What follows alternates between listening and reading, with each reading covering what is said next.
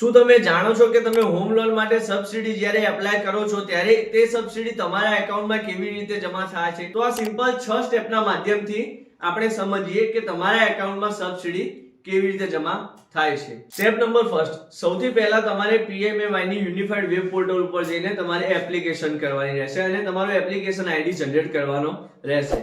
ત્યારબાદ step number 2, step number 1 માં તમે જ્યારે એપ્લિકેશન આઈડી જનરેટ કરો છો ત્યારે તે PMAY ની યુનિફાઈડ વેબ પોર્ટલ તમારી જે તે બેંક હોય છે તે બેંકને તમારી એપ્લિકેશન આપે છે. સ્ટેપ નંબર 3, તમારી બેંક તે બેંકની વેબ પોર્ટલ ઉપર તમારી એપ્લિકેશન અપલોડ કરે છે. સ્ટેપ નંબર 4, આ 3 સ્ટેપ પત્યા પછી સ્ટેપ નંબર 4 માં CNA એટલે કે સેન્ટ્રલ નોડલ એજન્સીસ તમારી એપ્લિકેશનને રીવેલિડેટ કરશે.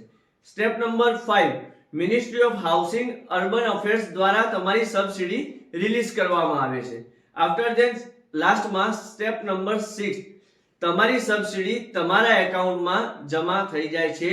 આ 5 સ્ટેપ પૂરા થયા પછી જો તમે પણ પ્રધાનમંત્રી આવાસ યોજના 2.0 અંતર્ગત સબસિડીનો લાભ લેવા માંગતા હોય તો અગાઉ આપણે ડિટેલ વિડિયો અપલોડ કરેલો છે કે જેની અંદર હોમ લોનની સબસિડી કેવી રીતે મળે છે અને એલિજિબિલિટી ક્રાઇટેરિયા કયા છે અને તે કેવી રીતે એપ્લાય કરવું.